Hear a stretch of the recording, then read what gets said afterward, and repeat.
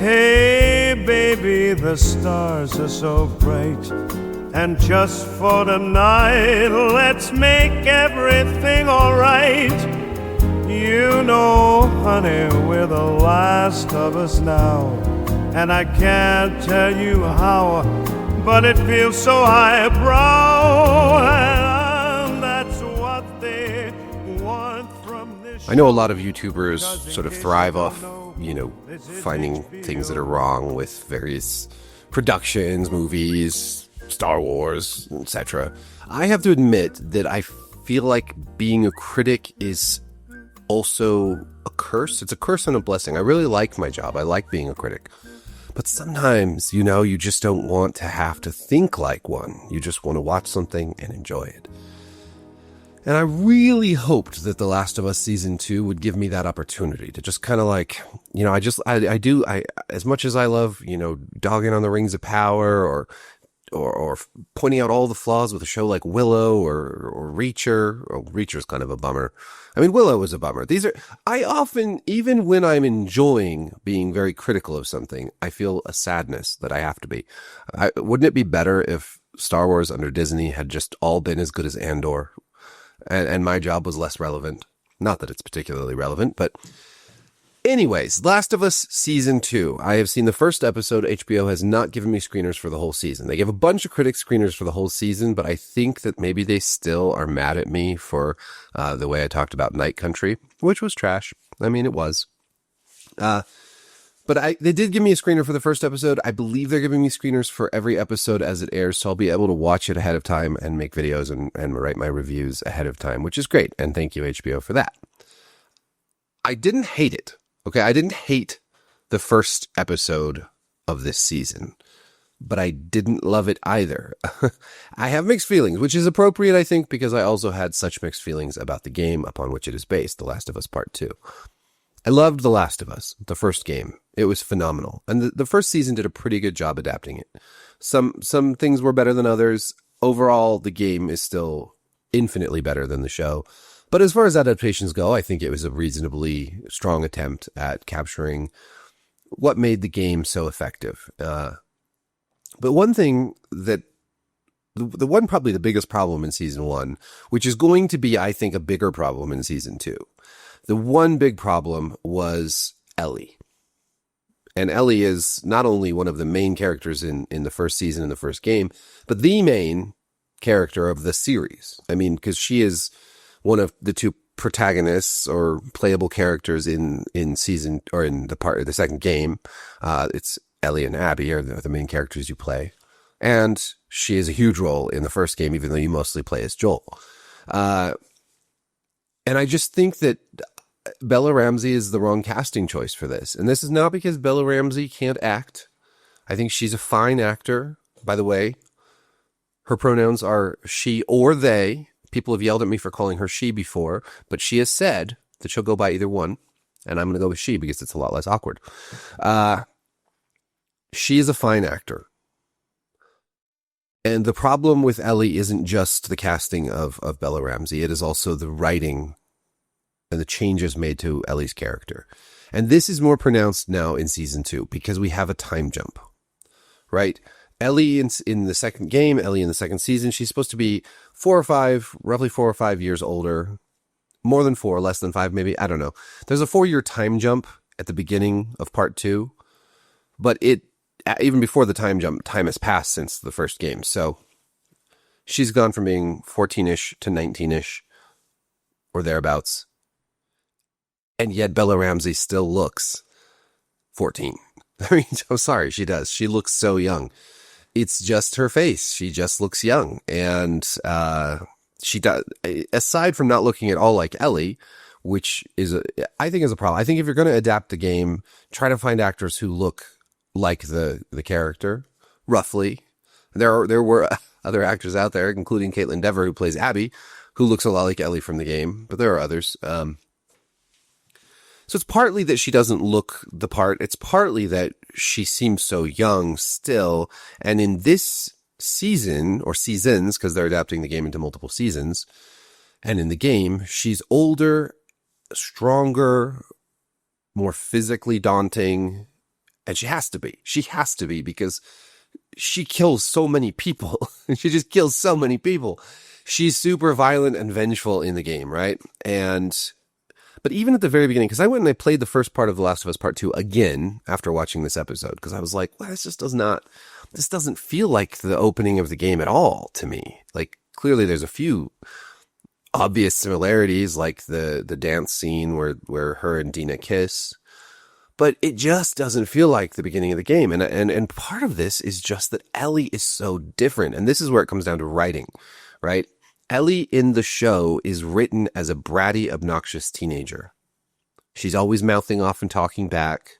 She's willful, pig-headed, all throughout the first season. Whereas the Ellie in the game is a pretty likable character. Like, she's not always mouthing off. I mean, she has her moments, right, with Bill in particular, and she's tough and she is strong-headed, but you never get the sense that she's like an unpleasant person to be around. She's likable. She's funny. Her and Joel's bond is great in the game. It's better in the game than in the show. Partly because of her personality and the way they changed that personality for the show for reasons that I really don't understand. And it's much more apparent now because there's been this time jump, but in this, at least in this first episode, she still comes across as this obnoxious teenager who's always like disobeying orders and arguing with people. And yeah, I went and played the game and, that's not Ellie. In the opening moments, in the opening hour or so of the game, she reminds me of Joel. If anything, she's stooped. She's a little sad. She's got more weight on her shoulders. She has adopted some of the characteristics of her adoptive father. And she's a little bit more mature and she looks older. Ellie at the beginning of The Last of Us 2, before her revenge crisis makes her really angry and dark, is already like a much more mature version of her previous character. But she's still friendly to people. She's not this person who's just off like arguing with Tommy and like just being, like there's a scene in the episode where her and Dina go on patrol with some other people and they go into this building with clickers and they're acting like goofballs about it. Like they're acting like it's no big deal. I mean, these are very dangerous creatures, right?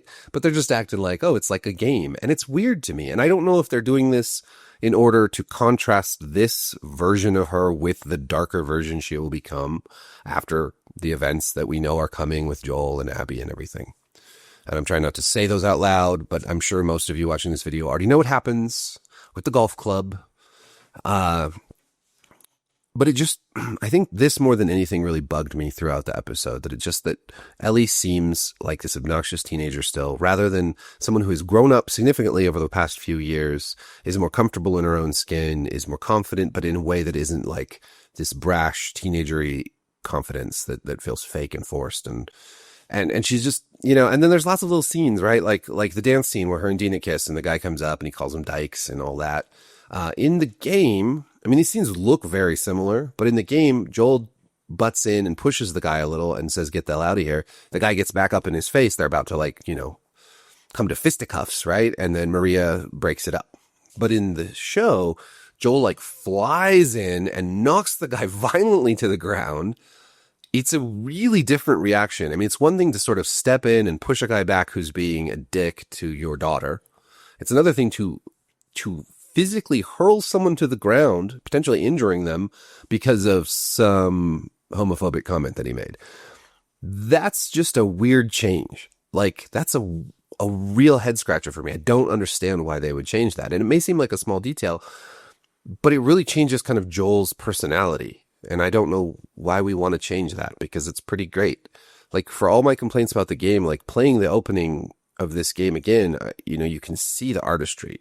It's really a beautiful opening. The other thing that was changed is, right at the beginning, we have Joel talking with Tommy while he's cleaning the guitar and telling him what happened with the fireflies. And then he comes to the conclusion, basically, where he says, I saved her. Joel believes that he did the right thing. I'm with him. I'm a Team Joel guy. If I were in that same position, I'm not letting some fuckhead doctor and these weird rebels kill my daughter. No way.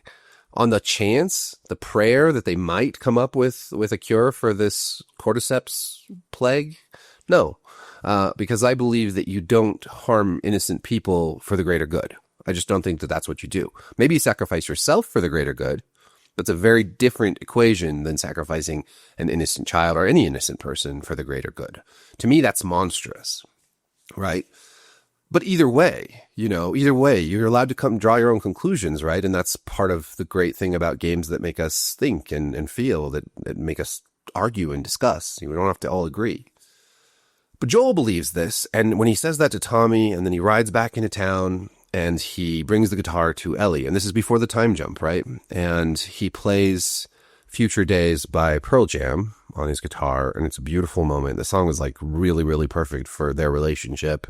And him basically telling her that he loves her through this song. And then he promises to teach her the guitar, and then we time jump 4 years ahead. And none of that is in this episode. And so we lose this really potent moment, and maybe they'll do a flashback of it. Maybe they'll just cut it. I don't know. But it's a really potent moment early on in the game. And one of those things, again, that makes me think this game, even though I wrote a review that was extremely critical of where the story went, but I do think it has just, a lot of really great stuff in it too. But losing that hurts the story. And that scene with him and Tommy is replaced by a scene with Pedro Pascal and Catherine O'Hara, who plays Gail, who's Joel's therapist. And this scene is really awkward and messy. This is not like a moment between brothers, She reveals that she has a dead husband named Eugene, which I don't know if you've seen the show Schitt's Creek. It's really funny. It's a great show, but Eugene Levy plays Catherine O'Hara's husband in that show. And I feel like this is just like a weird comic Easter egg for the internet to enjoy, but I thought it kind of threw off I don't know. I love Catherine O'Hara, but she just doesn't seem like the right actor for this part. I don't know. I'm watching The Studio on Apple TV also, and it's really great. And she's so funny. It's hard to see her in like this serious role where she tells him that he killed her husband and she hates him for it. And then I'm just thinking to myself, why are you going to this therapist if you killed her husband? How can she possibly be your therapist? That's a pretty big conflict of interest, right? Like, probably no therapy is better than going to the lady whose husband you killed and who hates you? Just a hunch. I don't know. So there's just all these changes, and then there's these little moments that are so similar, like Ellie standing with all the lights in, at the party, and that's a scene, like an iconic moment from the game. And they have that in here too. And, when she picks up her knife to go on patrol, that's just like her picking up the knife when she goes on patrol in the game.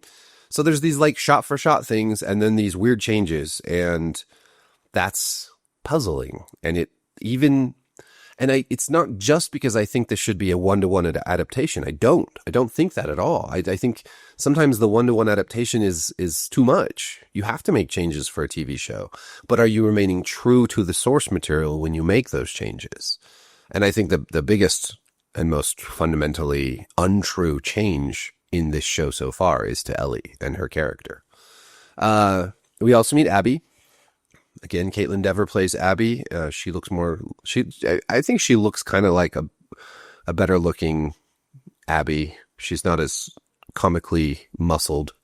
She doesn't look like a bodybuilder, which is a weird look for anyone in the apocalypse, because you just don't, who's bodybuilding, who's spending 7 hours at the gym every day, and drinking their protein shakes and their creatine. Abby looked ridiculous, not because she was, partly because she was a chick, because it takes a lot more to get that big as a chick, but also just because she just looked ridiculous for an apocalypse survivor. So I'm glad that Dever didn't try to bulk up or anything. She just looks like herself. And this reminds me, I said more attractive version of Abby. There's also Dina. Dina was cast by, she's Isabella Merced is playing her. And, first of all, she's not Jewish. She's like, that character's Jewishness has been taken out of the show. Which was a big part of her character in the game. So I'm confused there, but she's also gorgeous. Like, she's super hot, and she looks way older than Ellie. So when they're kissing and stuff, not only does she look like a dream girl, right? Like, what the hell? But she also looks like a 20-something-year-old making out with a 14-year-old, and it's just weird. It's just weird. But whatever. Casting is weird in this show. Abby, we meet with her, Firefly comrades. We first see them here in the show at the graves of their fellow Fireflies down in Colorado, where Joel has just killed everybody. And they're talking about it, and, Abby expresses her desire for revenge. We learn later, obviously we don't know yet in the show, but we learn later that her dad was the doctor who was going to operate on Ellie, and Joel killed him, so now she wants revenge, and so she has this unique revenge plot, and everything in this show is going to turn to revenge soon. I got this weird feeling watching them, though, standing by these graves, and I couldn't quite place it at first, and then I realized, like, they're all so put together. Like, Abby and her friends all look like they just stepped off the set of a CW show. Like, their hair's perfect, they're not dirty, they don't have dirt on their hands from digging graves, they don't have blood on them, they look like totally not at anything like Apocalypse. So it's a very strange thing, because this show's usually pretty good at making people look dirty and weather beaten and war torn and all the other things. They look good for the most part. Costuming, makeup, it's pretty good. But these they seem so out of place. And it's not just because in the game we meet them in the snow. We meet them like showing up at Jackson. That's where we first see Abby. But we get that scene, basically a version of it at the end of the episode, where they show up and see the lights below, and that's where it ends. So we don't know what happens next. But it's one of those TV things that just bugs me. So there's just lots of little things in this episode that bug me. I still thought, for the most part, I was enjoying myself. It was entertaining. I'm curious to see where it goes. I'm really curious to see what they, are they going to, spoilers, kill Joel off in the next episode? Or are they going to drag that out until the end of this season? And then have, Ellie and Dina embark on the revenge quest in season 3. I don't know how they structure this. Obviously they're making tons of changes already. How they structure this is the big question mark. The other big question mark being how audiences respond to this kind of stuff, because it does go very, very dark, and losing Joel was a huge hit to the game. And it's one of those things. I know it's the whole point of the game. Like, in the first game, Joel loses his daughter and then finds a new daughter in Ellie. And in this game, Ellie loses her dad. But the difference is, in the first game, like, they find each other. Like, all this loss results in gain. What they lost in love, they find again and form a new relationship with somebody else. And there's hope. Even though some of it's built on a lie, like, there's hope and love. And in the second game, it is just bleak. There's no redemption. There's no hope. There's no, everything is lost. And that, I think, more than anything, is what really made the game less for me. It was so dark and so nihilistic in a way. And I just had a hard time with it by the end. Especially that final knife fight. That really bugged the hell out of me. But we'll see how it goes. I don't know how that's going to play with audiences for a TV show. I know it bothered a lot of people that were fans of the first game. And I know a lot of people loved the second game. I think that I could call the second game a masterpiece, and also a game that I really didn't really like at the same time. But I still want the show to respect the source material, even though it goes in places that I don't love. So let me know what you think now that you've seen the episode, or if you've seen the episode, or if you're just not going to watch the episode, whatever. Leave a comment, like, subscribe, hit the notification bell. Thank you for watching. Peace. But it feels so highbrow, and that's what they want from this show. 'Cause in case you don't know, this is HBO.